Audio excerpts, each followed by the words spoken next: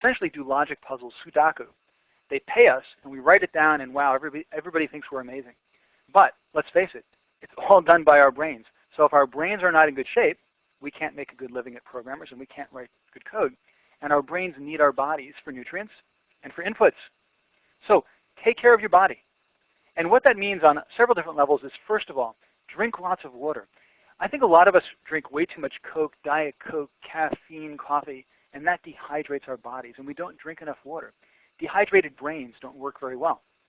And you'll find if you drink a lot of water that you're more alert, more energetic, and you can think more clearly. Take lots of breaks, move around, stretch. We did not evolve into the bodies that we are because we were made to do programming. We're not made to sit around for hours every day. And I encourage you to take care of your body if your wrists are bothering you, your knees, your back. Get some exercise. Particularly, you need a strong abdomen to avoid back pain so that you can sit there for hours and really focus. I know you probably didn't come to the session to hear me talk about doing lots of sit-ups, but do lots of sit-ups. It'll help you be a better programmer. All right, fine. Let's move along and talk about some software stuff. So first of all, strive for a single point of definition. Now, this is a fancy way of kind of introducing yet another acronym that I kind of like. It's SPOD, single point of definition. It's really another way of saying the same thing as avoid hard coding of values. Don't repeat anything in your code. That's the general mantra. Specifically, don't expose the implementations of low-level infrastructure elements like error management, logging, SQL statements.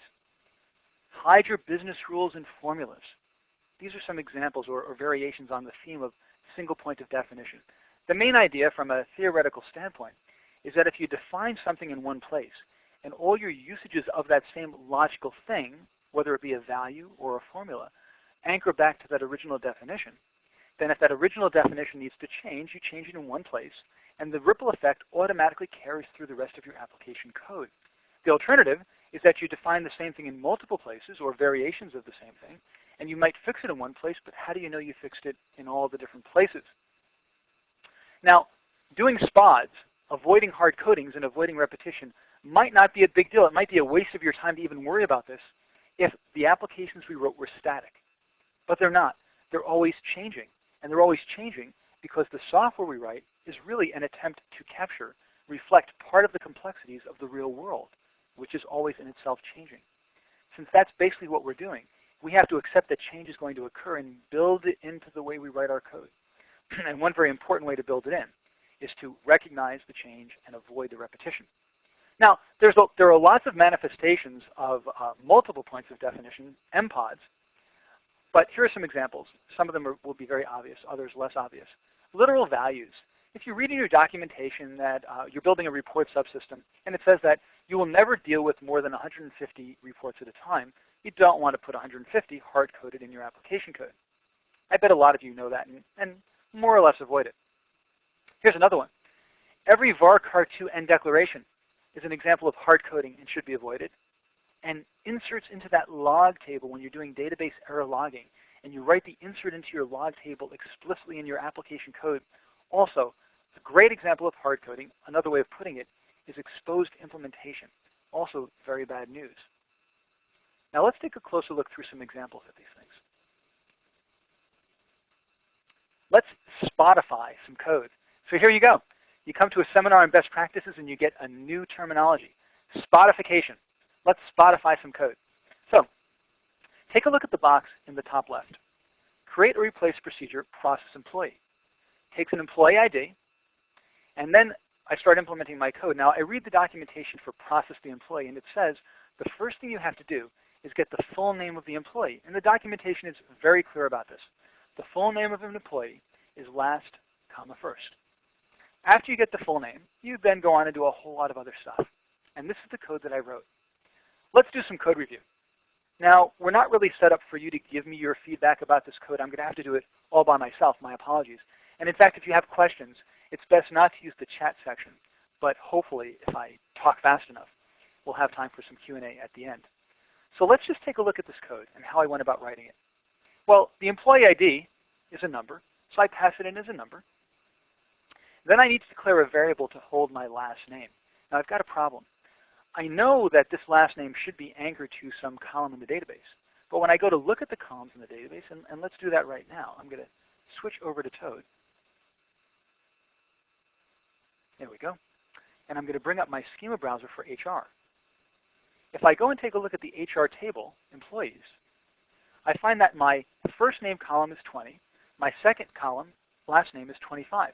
I don't have a full name column to anchor to, but that's okay. I add up 20, 25, I add 1 for my comma, and I give myself some margin of error. And so I end up writing code that looks like this. varchar2 100. And I say to myself, that's fine. It's never going to get that big. And I keep going. And I keep going by writing last comma first in my application code into my local variable for my employee ID equals my employee ID coming in through the procedure parameter list. So what's wrong with this code? Wow, just about everything, just about every line of code you see has a problem in this procedure. First of all, when I'm sending my employee ID in, I really should use a percent type against the employee ID. That way it anchors back to my column definition. But here's a really big problem. I've declared the name of my parameter as being the same as my column. And notice my where clause. I bet a lot of you saw that right away and you're shaking your heads. That's insane. That's like saying where 1 equals 1. And a common best practice, of course, is to make sure that you use prefixes or suffixes that differentiate between your parameters and your columns. That's cool. Okay, let's take a look at that varchar2 though. This is what I describe as being one of those hard codings. Now, you heard me say, this should be more than big enough. I took 20 plus 25 and I doubled it, 100. It's never going to get to be that big. And hopefully a lot of you are saying to yourselves, no way. It could get that big. It could get bigger. And then I'll get a negative 6502 error, a value error exception. So here's the general rule of thumb. When you're writing your own code and you're listening to yourself think, or you're doing some code review with a friend of yours and they're telling you about why they wrote the code a certain way, if you ever hear the words never or always, and they don't occur in the following 2 sentences, it's never going to stay the same, or it's always going to change. Right? If never or always appears outside of those 2 sentences, then they are putting a bug in their code right there. To say that the string will never be bigger than 100 is just silly. But we tell that to ourselves because we're looking for some kind of stability, psychologically, in the world in which we're writing our code, and also we're kind of lazy. What else are we going to do besides put some kind of number there? Now, I could do varchar2 32767. That's the biggest size possible today. But even that's a problem because I've hard-coded my limit. And in Oracle 12G or 13, I don't think it's going to happen in 11G. In Oracle 12, they might expand the maximum size of a varchar2. So you really don't ever want to see varchar2 ends in your application code. Let's move on, though. We're not done yet. I think, in fact, the worst problem in this code is the exposure of the business rule. I read in my document that it says last comma first. And in fact, they've been saying that. The users have been saying that for months now. We like to see stuff last comma first. And so in 1, 10, 25 different places in my application, last comma first appears. And it seems perfectly reasonable. We show it to the users. We go through QA. They love it. It goes to production. And the day after production, the user's manager calls and says, you know, I'm really sorry, but we changed our minds. We want it to be first space last. And your manager has to groan and take it. What else can she or he do but say, no problem, we'll fix it for you? But that can be a serious challenge to fix. What do? Search for last name, for comma, inside quotes? Very challenging. So what you really want to do is hide your implementation of business rules, hide your definitions, aim for single points of definitions. So take a look at the bottom left-hand box now. This is the way I think your code should look. Now, let me first preface it by talking about the different kinds of developers that might be in a single organization, or the different hats you might put on as a single person writing code. When I'm writing code that responds to business requirements, I'm truly an application level developer. Joe says that he needs a program that will get the full name of an employee and display it. That's a business requirement, and I'm going to write the business requirement. But there's a whole lot of low-level stuff that goes on in an application. For example, record the fact that an error occurred, log some tracing information, get information from the database, write information to the database. These are all a sort of low-level service that the high-level application developer generally shouldn't have to deal with. And that's what you see here in this bottom left-hand piece of code. I need to declare a variable called name or a full name. Now, what type should it be? Well, the standards in my environment is that for all my different tables or business entities, like the employee, I have an RP package, the rules package. And it has within it all the rules, formulas, everything that has to do with that employee. And what you see here in my rules package is that I've also declared not only a function to retrieve the full name, which I'll come back to, but a subtype statement. The subtype is a very special and useful statement in PL SQL. It doesn't actually do very much at all. You're just providing an alias for some other type. What I'm saying is that the full name T type is another way of saying varchar2 200. But the difference here is that I'm putting a logical name on top of that varchar2 200. You can think of this as the physical implementation and this name as the logical implementation. And in my application code, I always refer to the logical level. So if I ever need to change, if like the varchar2 200 is too small and I need to make it 1,000, I change it in just one place. I recompile my package spec. I recompile all the packages that it depends on because that's how it works in Oracle. Those are invalidated. But I don't have to actually change my application level code. It stays the same. It just takes on a new meaning with the latest compilation. Sweet. So I, as a developer, don't have to know about the maximum size and what the rule is for those things. I just reference a pre-existing service. Same thing with my query. Rather than writing select last comma first into a local variable and forgetting, for example, probably to write a no data found and too many rows exception handlers, I simply call a function called full name, and it gets me the information. I pass it the employee ID, and it gets the information back that is needed. Now think about it. As an application developer, I know that I need to get the full name. But I no longer have to know what the rule is, what the formula is. I no longer have to worry about handling no data found or too many rows. The function does all of that for me. So it's a services-oriented architecture for PL SQL developers, and we can build it ourselves. So here's an example of some basic spatification. Start out with a hard-coded data type, an exposed implementation of my formula, the actual select statement itself, and all of that largely goes away and is replaced by high-level references to predefined elements. Good stuff. But there's more. Here's another example of spatification, error handling. Now, it's extremely important when you're writing high-quality code to make sure that you anticipate the kinds of errors that might occur and trap them and resolve them, or put in handlers for unexpected exceptions to record them so that the debuggers, the support team, can try to sort out what went wrong. And all too often, this is the kind of code that gets written. Let's see, I'm doing some work with a company ID. And if I don't get a company, if there's no company found for this ID, the documentation says, record the fact that this occurred. We had a missing company, but it's not that big a deal. Keep on going. If anything else goes wrong, record the fact that the error occurred and stop the program from continuing. And this is what I end up with. I happen to know that we log errors into this error log table. So I write all this insert statement, hard code all this information like the name of my program since I don't know where to get it. And I don't raise an exception because I am allowed to continue. When others occurs, I do my same, more or less, my same insert, and then re-raise the exception. Now, this code has an enormous number of different problems in it. But the biggest problem is the desire, the deep need by the programmer who wrote this code to believe that this will never need to change. Imagine seeing exception sections like this in hundreds of places in your code, an explicit insert statement into your log table. What if you upgrade to Oracle 10G, or when you do upgrade to Oracle 10G, and you discover this amazing new utility called DBMS utility format error backtrace? This utility will actually tell us the line number on which the error was originally raised. Really incredible, fantastic information. Now, if I wrote code like this, and then I found out about error backtrace, I would have to go to every single insert in my application and add a new column to my table invalidating all my code and adding a call to that function. That's total insanity. It's hard-coded, it's exposed, it's clunky, and it's redundant. Let's take a look at the spatified version. What I've done now is replace my hard-coded exposed implementations with calls to a predefined generic error handling package. And rather than write code saying record the error by sending it into a table or a file, and then raise an exception by, to stop it, I simply choose the appropriate error handler by name. I want to record and then continue. And I pass in just the information I need. And in this case, I want to record and then stop. And I just describe the activity. I don't have to decide how to record it. I don't have to type all the names of the columns. And I don't decide how to stop the program. It's done by my low-level infrastructure standard.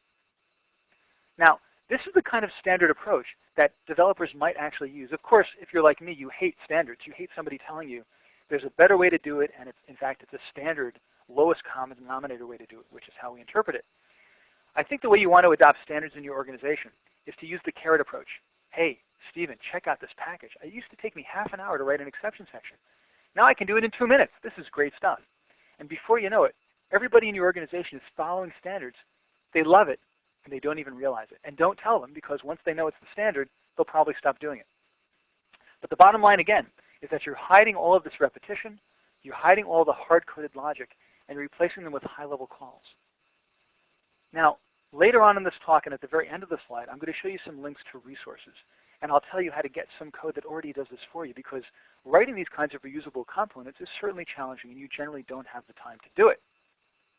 Okay, so that's my spodification. That's my discussion of avoiding repetition. Let's move on to my next topic, tiny size your executable sections. Now, if you're anything like me, over the years, you've done more than your share of write enormous blobs of spaghetti code. Procedures, packages, functions that have hundreds of lines, thousands of lines in the executable section. And I'm sure you know that if you try to look at this code, you wrote it. If you try to look at this code 3 months later, it's virtually impossible to understand and maintain and debug.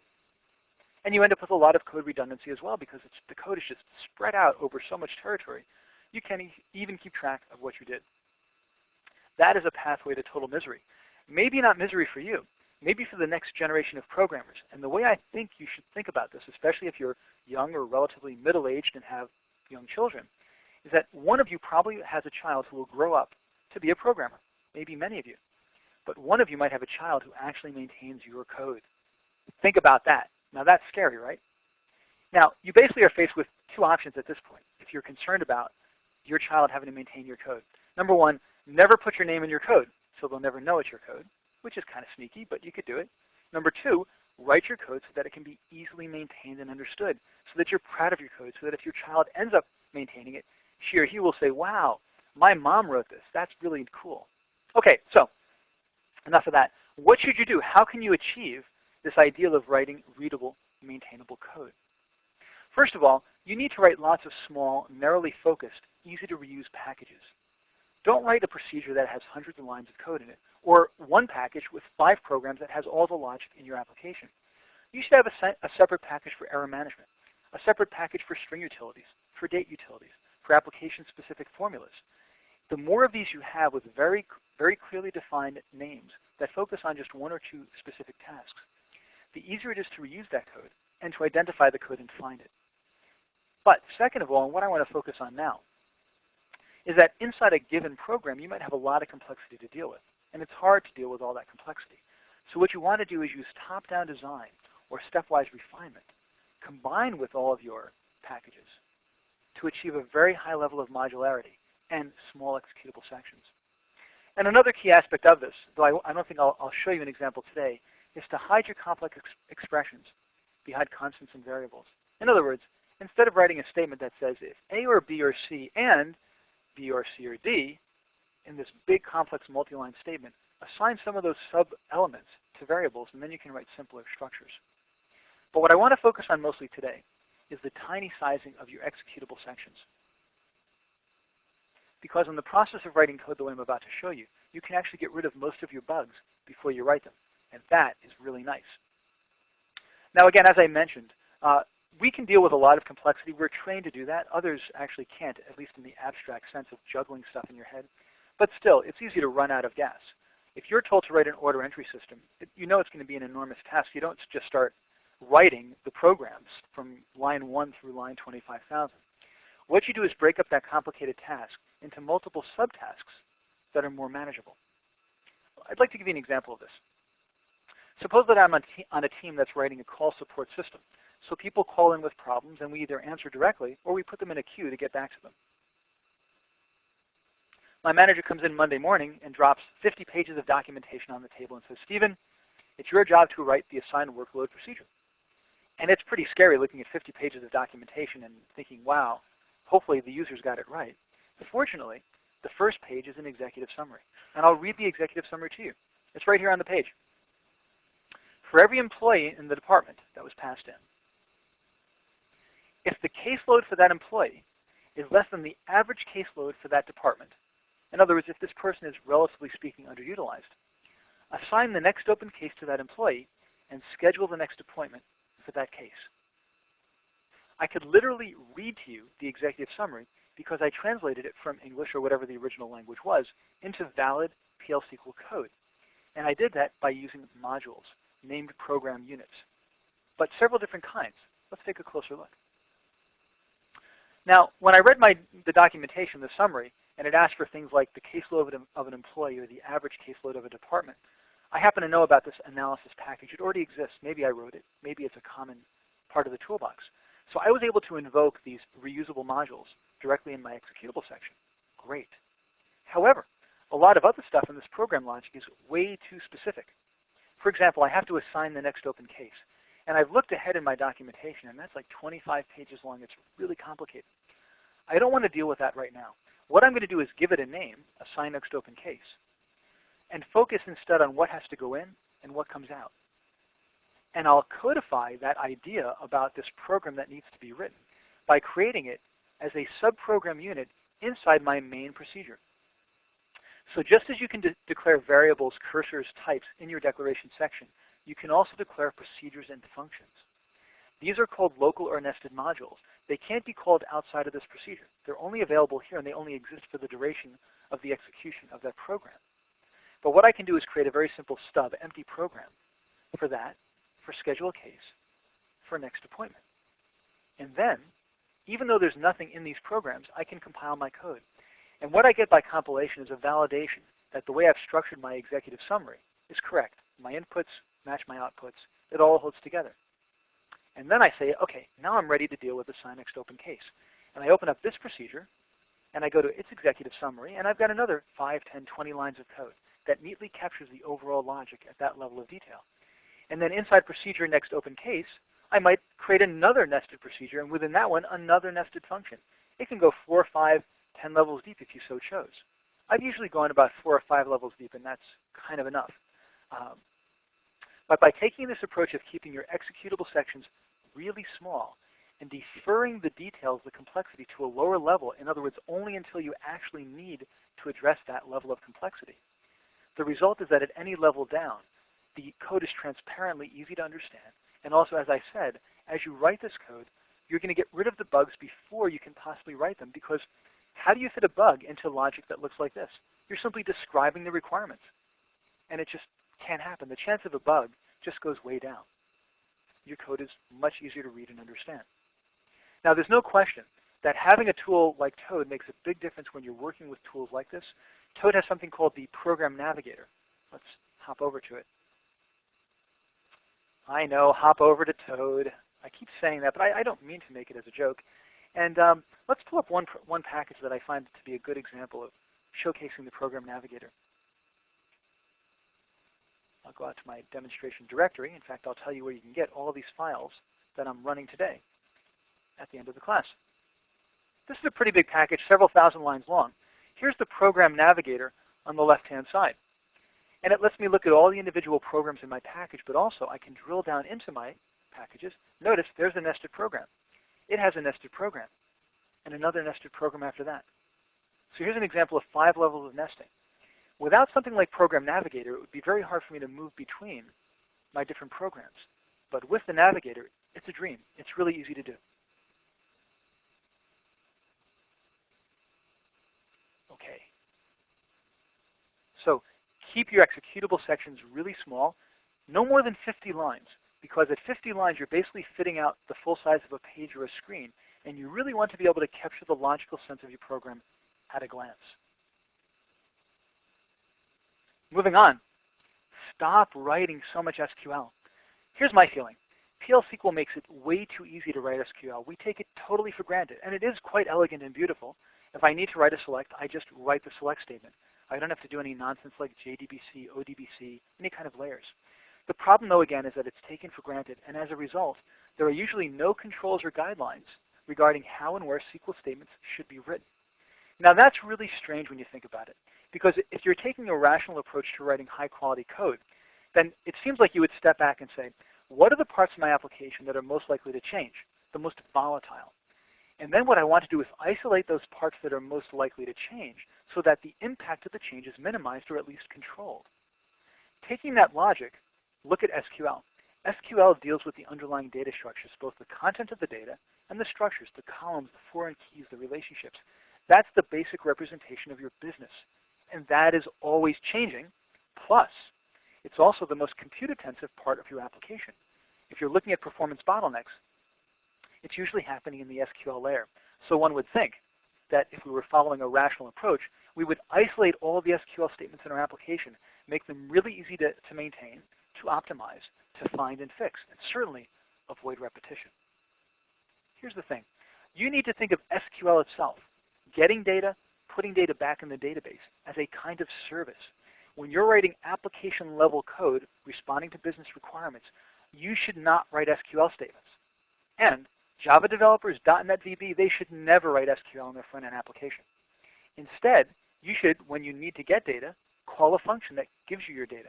When you need to change information in the database, you should call a procedure to make the change as necessary. This is called data encapsulation, and as a concept, it's been around for a long, long time, but it's never really caught a lot of attention or momentum inside the PL SQL community or even beyond. A lot of people do it, and they're uniformly very pleased with the results. So I wanted to talk a little bit about data encapsulation, really not go into much detail in terms of examples. It is a big topic in terms of best practices. But what I will do is show you how you can achieve comprehensive data encapsulation for absolutely free. So the basic idea is that you generate, don't write because it just takes too long, a standard API to interact with your underlying tables. Basically the idea is that for every kind of insert or update or delete, you would write a procedure. For every kind of retrieval, not write, you would generate. For every kind of retrieval, get me one row. Get me all the rows in a table. Get me all the rows for a particular foreign key. You would then call a function to get that done. In fact, I'll show you an example of that in just a moment after I go through this page. Now, there's no way that you can possibly generate all the kind of SQL that you need, so then you collect all the custom logic for a given table or a business entity into an extra package. But you always make sure that there's only one implementation of a particular single statement, SQL statement, in your application. No repetition. And again, never, never let Java developers and .NET developers write SQL. It's bad news. They don't like the language. They think it's a dumb language. They don't know how to write it well. You should do it in PL SQL. So let me first of all break off and show you how I think you can do this. What I'm going to do now is connect to the schema that holds the back end of my unit testing utility, which I will show you in just a little bit later today. Let's connect to the back end. It's an Oracle back end with about 30 tables. And to speed the development of my unit testing tool, what I did was generate most of the PL SQL code that I use. So here are my list of tables. For example, QU assertion. If I look at my list of procs and draw down my packages, I have lots of packages. In fact, 3 or 4 usually per table. If I go to assertion, we can see that I have a query package, the QP package. And it has all the functions, or most of them, that I need to get one row, to get all rows, to get all the rows for a foreign key, to find out if a row exists, etc., etc., etc. This is all generated code according to a standard API. If I need to change my data, I have a change package. And it does inserts, updates, get the next primary key, change all the rows for a foreign key, delete all the rows for a foreign key. And again, I don't have to write any of this code. And better yet, I don't have to write the error handling logic that goes along with it. And for example, in most of my insert statements, I have something like 200 lines of error handling logic. It's amazing what you can do when you generate code. So that's how I've been using it, and it greatly accelerated my coding development. Now, I used to feel bad about talking to you about data encapsulation because the best way to do it was to buy a tool that I had written to help you get the job done. It was called QNexo, which stands for Quality In, Excellence Out. Quest acquired this technology from me a few months ago, and we've decided to release it as freeware. So starting this October, and there's going to be a big announcement as to where you can get this, but I can't quite tell you yet. We're going to rename it the Quest Code Gen Utility, and it will be available as freeware off of our website. In the meantime, however, you can go to qnexo.com and download and use the trial version of this product. It's actually not the trial version, it's the full production release. And you can literally start up this product. I'm not going to do it now, but start it up, point to a table and say, generate all these packages for me, and it does it for you. You don't have to do anything else. You can just start writing it, taking advantage of it. Now, whether you do it yourself, whether you generate these APIs or write the code yourself, it's just extremely important to stop writing so much SQL. Whoops, I went backwards. My apologies. So just to catch up there a little bit, I strongly encourage you to download this utility and try it out. Stop writing your SQL, generate most of it at least for yourself. However, if you have to encapsulate by hand, at least keep in mind the following things. When returning multiple rows of data, for example, a Java program needs to get all the employees for a given department. They shouldn't write the code. You should write it for them. Think about passing back the information to a Java program or a non-PL SQL program via a cursor variable. If you're working PL SQL to PL SQL, pass the data back via a collection. When you're working with complex transformations of data, think about using table functions. And these are really interesting. Whoops, I'm sorry, my line drawing is going downhill quick. Table functions are functions you can call in the from clause of a query as if it were a relational table. Very cool stuff. And I think I can show you some of this just a little bit, but I'm going to run out of time, so at least I wanted to raise the point or point you in the direction of the feature set you should use. When you're doing single row queries, put them inside a function. And don't propagate the no data found exception. Basically trap it and usually return null, indicating that no row was found. And finally, whenever you're working with multiple rows of data, either pushing them to the database or getting them back out, use bulk collect and for all. These were introduced in Oracle 8i. They require the use of collections, which I'd mentioned before, and those are the PL SQL array structures. And these can improve the performance of your multi-row SQL on an order of magnitude or more. It's really quite remarkable what these things can do for you. So there's a lot built into PL SQL right now, both to help you improve the performance of your SQL and also hide the complexity of it and deliver it back to both PL SQL programs and non-PL SQL environments in a very coherent, simple fashion. But again, best of all, don't write it, generate it. Okay, moving along. I'm going to focus on my last topic, testing. Then we'll have some time for questions. And one of your questions could be, Stephen, tell me more about table functions. And then I'll go back there and do it. So, code testing. My best practice was test your code. Seriously, I mean it, test your code. And the reason I say that is, look, we all know that we don't like to test our code, and we don't do it well enough. Why is that? Lots of reasons. First of all, mainly because writing software is an awful lot of fun. Testing, it's really hard work, so we kind of like to do the coding instead of the testing. But there are some very serious ramifications of bugs.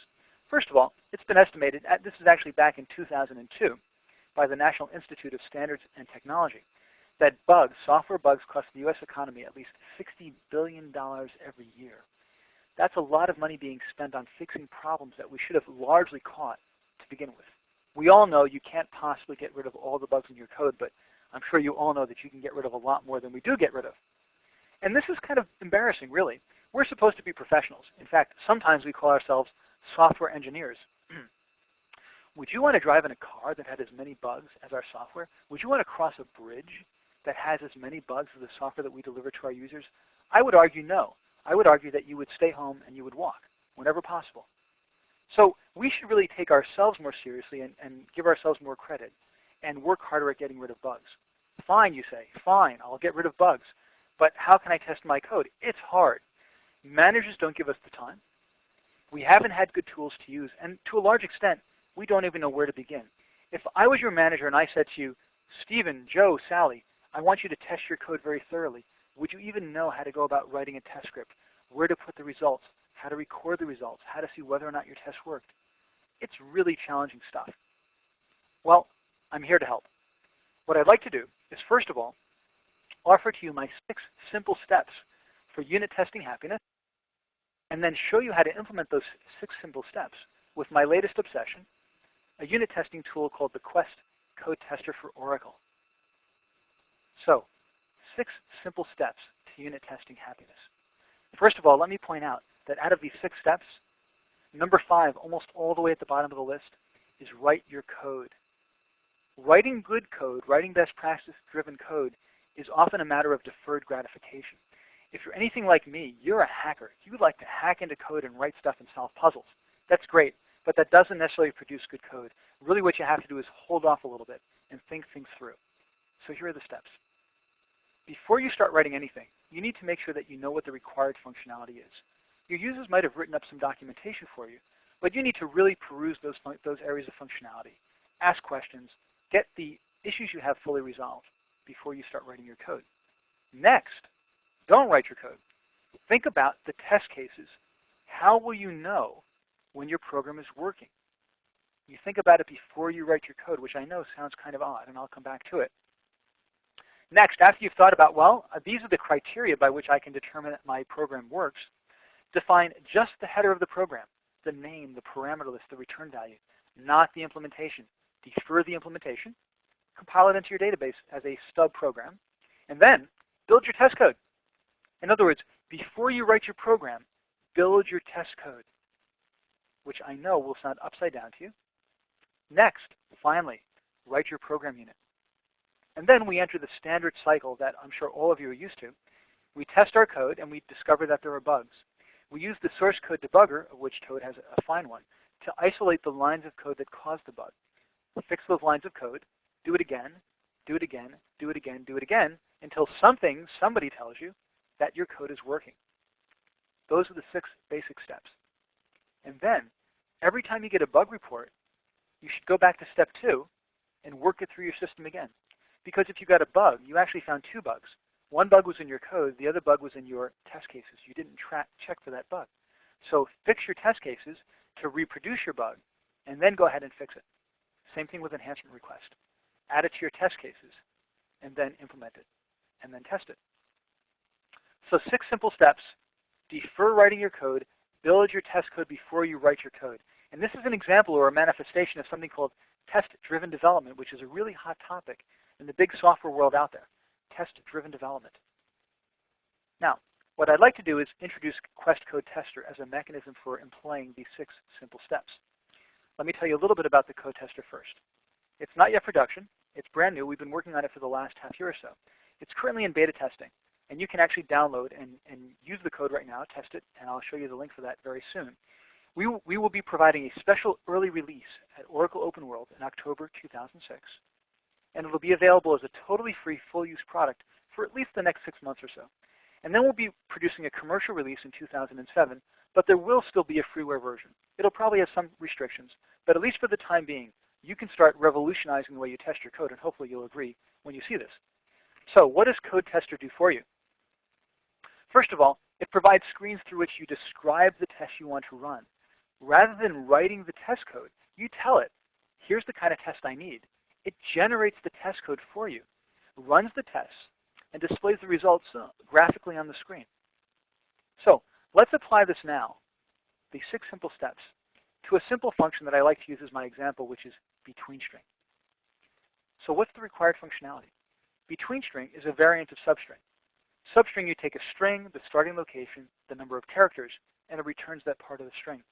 But often I have a situation where I have the string, the starting location, and the ending location, like the first comma and the second comma, and I need the string in between those 2. Substring doesn't do that for me. So I wanted to do that kind of implementation, and I also want it to work as much as possible like substring. 0 should be treated as 1. I want to support negative starts and ends. I want to allow the user to specify whether or not to include the endpoint. Okay, let's actually follow this process through using Toad and Quest Code Tester. So first of all, I'm going to go to Toad, and I'm going to think about the general implementation that I want to pursue here. And I'm going to write just the header without the body. And I'm going to do that as follows. Don't worry, you're not going to watch me write code. That would take way too long and be full of too many bugs. Here's my first round implementation of between string. Pass in a string, start and end, inclusive. And it returns nothing. It just returns null. The reason I'm doing this is now I can make sure that my code actually does compile. And that's nice. I verified that my header is correct.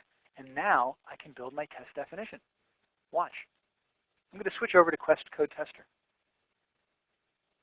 Now what you see here is the dashboard. It's basically a console that gives me a high-level view of the state of my testing of my programs. And you can see I have 3 programs listed there in various colors. I'm not going to take the time to explain this right now. You can watch videos, tutorials that I've published off of the website. I'm going to click on the Add button to add a new test. I'll do it for between string. I press OK. And it takes me to what is called the test builder. And inside the test builder, I describe the tests, for example. And I'll just do a few of these. We don't have time for a whole lot of it. My normal usage says, well, let's put an A, B, C, D, E, F, G, go from 2 to 4, include my endpoints, And now I want to define my expected outcome. Now, generally speaking, when you're checking for the results of a program, you've got something that comes out of the program that was changed, and you have your control, what you expect. And you say, well, does the from program, changed by program, equal my expected results? And that's exactly what you do here. Here's my change by program. It's my string, the return clause. I'm going to choose my operator, which is it equal to some other string? And the value of that string should be BCD, from 2 to 4. I save it by moving it to my staging list of new test cases. I create another one. Let's do 0 start. ABCD. Go from 0 to 3. And I want 0 to be treated as if it were 1, so I'm going to say equal to a string. And the value should be, let's see, ABC. And I'll do just one more because we're kind of short on time. Let's do negative start and end. I've got ABCD. Let's put a few more in there. Give me some room. And I want to go from -2 to -4. And in this case, let's see that -2 to -4 should be DEF. Great. So what I did was simply brainstorm my test cases. And you can do lots more. You can generate multiple test cases for various boundary conditions. But this is good. Let's do a save, close, then run. Comes back to my dashboard, implements the definition, generates my test code, runs my test, and here's my results viewer. And my results viewer says, sorry, Stephen, your test didn't work. And I can drill down and see where it worked and didn't work. And in fact, what it's showing me is that all of my test cases failed. And you know what? I'm really happy. Because if I got a lot of green smiley faces for a program that does absolutely nothing, remember, we haven't implemented anything yet, I'd be really sad. There'd be something wrong. So I have a program that compiles, that runs. I have a test definition in place. Now I can start to build my program. And when you have a tool like this in place and you're following the test-driven development methodology, your test cases become your to-do list. For example, I want to test normal usage. So let's do the first round implementation. I'm going to hide my formula for substring, which is basically the number of characters is n minus star plus 1. I compile my code. I go back to code tester. I'll go to my dashboard. I'll run my program again. And I still get a red face. In fact, let's just show the most recent results. I still get a red face, but notice my normal usage is now green. It worked. Great.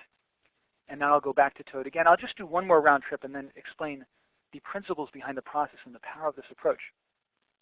Let's say I work a whole lot more at it, and I come up with my ultimate implementation, which turns out to be really quite complex. Lots of code to handle all the different cases. I compile this code. I go to my code testing environment. Run my test again. Ah, what a nice feeling. All green. My program now works according to my test definition. So let's just draw out some lessons from what I just showed you. First of all, I haven't shown you behind the scenes what's going on, and you don't really have to see, but in fact there's not a lot to it. I generate a PL SQL package that does all the testing for you. But notice, the user, me, the developer, didn't have to write a single line of code. It was all done for me. And you'll have to take my word right now, but you can download and try it. It handles very complex test definitions, not just between string functions, but check to see if a table has the right results in it, for example. Check to see whether a ref cursor, a cursor variable, matches the contents of a collection. Check the contents of a collection. It's a very nice high-level way of defining your tests and working within a standardized environment. So my suggestion is that, first of all, you generally adapt the 6 levels, the 6 simple steps of testing that I suggested before. And one of the main approaches there is to define your tests before you write your code. But with a product like Quest Code Tester available, you can now define those tests and run them relatively quickly. You still got to do some work. It's not like it's all free. But you're mostly thinking about at the logical level what determines whether or not your code works. And one other point to make that's really important is that when you have a product like Code Tester available, the unit testing process, testing your individual programs, becomes a part of your development process. Today, the way we look at it is that we write our code, we work it out, we do a little bit of testing, but the bulk of the testing is kept for some later stage. That's a bad way to go. What's a lot better is you write code, you make a little bit of a change, you test. Write some more code, do another test. Make sure that nothing that was working before is now broken. So the iterative development of your code, tightly integrated to testing, completely transforms both the productivity and quality of the code you write. And you'll suddenly find that testing is not separate from development. They are mirror images, the two sides of the same coin. Okay, just about done. I thought I'd offer to you some resources to help you achieve best practices. There's a lot out there, and this is certainly just a subset. I'm really focusing on what we at Quest have to offer you. First of all, Quest Code Tester. It's currently in beta. It'll be going production as a special pre-release product in October of 2006 at Open World.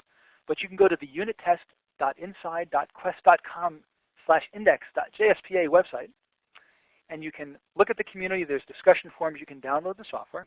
To make it easier for you, you can also go to unit-test.com, and you can find your way to this big long URL from there, unit-test.com. You can go to the PL/SQL programming portal, oracleplsqlprogramming.com, which I built and Quest maintains. Click on the Resources tab, and you can download lots of free resources for PL/SQL development. In particular, you can download all of my training seminars and all the demonstration scripts I was running today. And you can visit there and look around all you'd like. And by the way, any of the code that you download, any of the trainings that you download can be used for free without asking permission inside your own organization. Then there are the Quest pipelines. This is a non-commercial community for MySQL, Oracle, DB2, SQL Server specialists. And you can go to the Oracle pipeline and download, for example, a library of PL/SQL code called PL Vision, database analysis tools. There's an archive. There are discussion forums. Lots of great stuff. And finally, this is all free. All this stuff is free. But finally, I do have to remind you that Toad and SQL Navigator both have a very powerful component called the Code Expert. This is I believe, a part of the Toad Professional Bundle, and it will allow you to automatically analyze and review your code, both to find SQL inefficiencies, but also to apply the best practices that I promote in my books and my talks automatically to your code and get a report showing you where your code violates or might be violating those best practices. These are fantastic capabilities built into Toad. Most of you have access to them, and you probably didn't even know it. Okay, so that's the end of my talk. I hope you found it interesting. I'd like to now turn it over to the operator, Lisa, to step in and facilitate any questions that you have that you can ask me over the phone.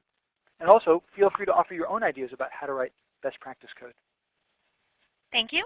The question and answer session will be conducted electronically. If you would like to ask a question, please do so by pressing star followed by the digit 1 on your touch-tone telephone.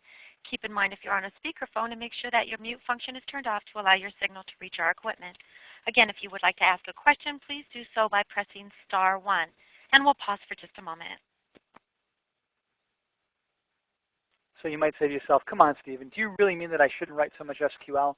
And the answer is absolutely. In fact, I think as an application level developer, days, weeks should go by where you don't write any SQL. Selects, inserts, and updates are no longer a part of your everyday vocabulary for PL/SQL. How's that for a strange sounding best practice? And we'll take our first question from Richard Ulmer with RBA LLC. Hi, Richard. Are you there? Did you unmute? Can you remind them how to unmute their phones? Is it star 6? If they use star 6, they'd have to use star 6 again, okay. Yes. Richard, are you there? And Mr. Ulmer? Let's keep going. Okay. And our next question will come from Chris Jawalski with WM Beaumont Hospital. Hi, Chris.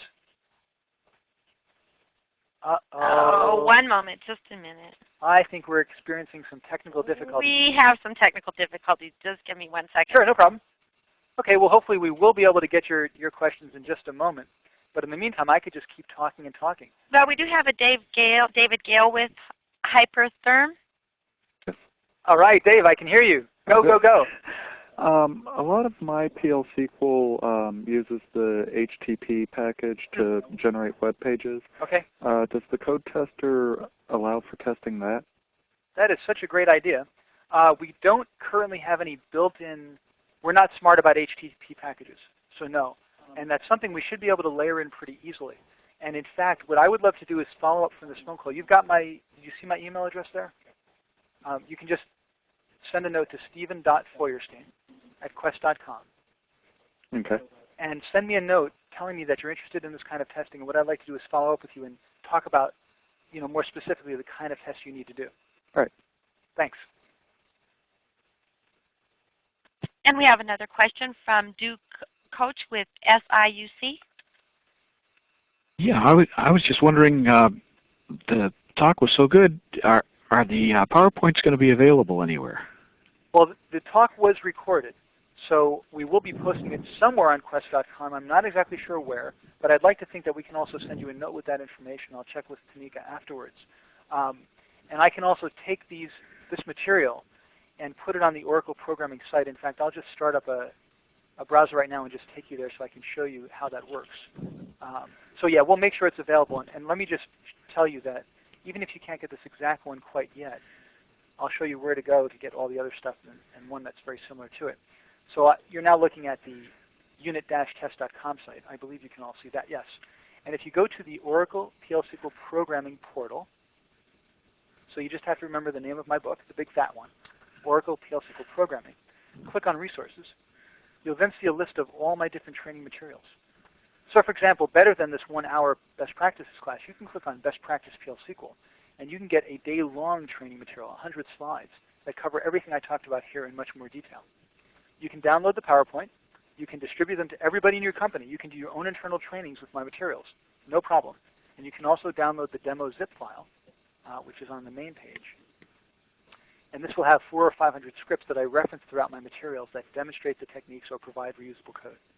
So visit this page. Again, you may not see this exact variant, but you'll have many other best practices to choose from. There's also another one called 21st Century PL/SQL, which is my latest new features for PL/SQL class. That's great. Thank you. You're welcome. And we now have a question from Eugene Pipko with SPI. Hi, Eugene. Hi, Stephen. I wanted to find out about the table functions that you mentioned before. Yes. Okay, so why don't I show you an example of a table function and show you a really interesting application of it, and that will give you some sense of what I'm talking about, because we don't have time for like the full exploration here. Let's look at what's called a streaming table function. What I'm going to do, I'm going to zip down through a bunch of this code and just show you the end result, and then I'll step back up through it a little bit. Here's an example of a streaming table function. Now what I need to do generally is perform a data transformation. This is a very common operation in the world of data warehouse. I have a bunch of data in my stock table, and I need to convert it through a complex transformation into rows in the ticker table. Let's not even worry about the details of the transformation. It's something that requires a lot of heavy-duty PL/SQL crunching. Here's how I can do it all inside a single SQL statement. I take my select statement, and I pass it as an argument to a PL/SQL function by calling the cursor expression, which converts my select statement into a cursor variable. I pass my cursor variable as an argument to my function. Here's my function. My function takes the data set as an argument coming in, and it passes back a nested table or collection coming out. I put the call to that function, which is the nested table, inside the table operator. The table operator says, take this nested table or VArray, this collection, convert it into a relational table format, and then query against it. So this is the basic idea. You write a function that returns a collection. You put it inside the table operator, and now it becomes eligible to be treated as a relational table inside your query. And I can do an insert, select from. I can even, in the context of these streaming functions, have more than one strung together or streaming together, and do multiple transformations piggybacked on one another or daisy-chained to get to the ultimate point that I need in my code. So that's the basic idea, and we'll take a look quickly at the stock pivot function. It takes a data set coming in, which is a cursor variable. It returns a nested table. Inside my function, I grab all the data in my data set, and I move it to my nested table row by row, and then I pass it back out. And that's the basic functionality, the basic approach needed to implement a table function. And a common way that you'll also see these used, notice here that I've taken this select statement, and I've put it inside an open for. This is a cursor variable. And what you can also then do, see if I can find a good example of this. You can create functions, like right here. This function returns a cursor variable. So here's an open cursor variable 4, and it returns a pointer to this result set. This kind of cursor variable can be used by Java. So basically what you can do, especially with the table function, is bury arbitrarily complex transformations of data behind a function that returns a cursor variable. It's passed back to the Java interface, the Java front end, as a pointer to a data set. And the Java code can almost transparently, easily, fetch individual rows from the data set, display it, manipulate it, and close the cursor variable when they're done. And they never see the SQL, and they don't know that in fact they had to call a PL SQL function that did this amazing amount of transformational work. So that's a really quick intro. You can check the Oracle doc for more on table functions, and check my books as well. And in terms of Oracle documentation, let me just point out one more thing. I'm going to go back to my, where is it? Where did my, there it is. Right, go back to my Firefox session. Just so all of you know, you can access all of Oracle's documentation online by going to Tahiti, for whatever reason, probably the original name of the server, tahiti.oracle.com. You can type in the string name, the name of the thing you're searching for, like table function, and it will search across all the versions of the Oracle documentation, and then you can drill down into the version-specific stuff and find out what you need to know. It's a really wonderful utility that Oracle has made available to all of us. So hopefully that's enough to get you started. Thank you. Welcome. And let's do one more question, because I want to respect your time in terms of the rest of your lives. So this will complete an hour together. All right, and we will take a question from Richard Ulmer with RBA LLC. Excellent. Hi, Richard. Can you hear me now? I can hear you. Okay.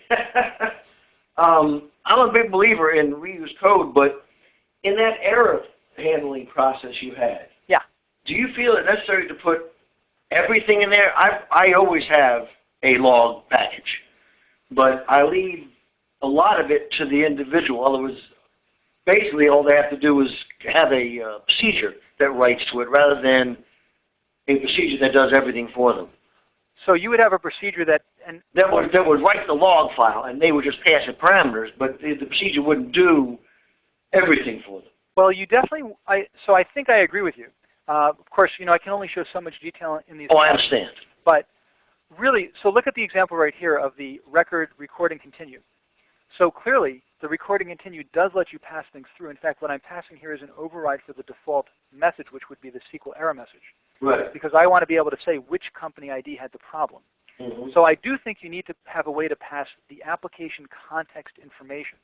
Right. But what you don't want to do is give them the ability to pass the call stack, the error message, the error trace. In other words, you ask the user to provide the context information that you can't get, and you gather everything else automatically and put it into your log. All right. One of the things that I always want to gather is I want to know the program that ran, we call it the package, Exactly. and where in that program you were going with it. And do you know how to get that information? You probably do. Yeah. Okay. So for everybody else, there's a program called DBMS Utility Format Call Stack. DBMS Utility Format Call Stack. And you can call this anywhere inside your code, but an error handler is a great place to put it. And it will tell you the stack, A called B called C called D, and the line numbers upon which those entry points took place. There's another function called Format Error Stack that essentially returns the full untruncated error message. And Oracle recommends that you use this instead of SQL error message. Don't use the SQL error message function because it might truncate your message. And finally, just to fill out the discussion here, there's something called error backtrace, introduced in Oracle 10G. And this will point you back to the line number on which the error was originally raised. Really critical information that was lacking prior to 10G. So yeah, these are the kind of functions that you would call on the back end automatically for your user. But I agree, they should be able to pass the context-specific values. Yeah. Okay. I appreciate it. Thanks for the clarification. Somewhere out there that Q, I didn't write it right. QNXO? QNXO. Yeah. I did right. Thank you.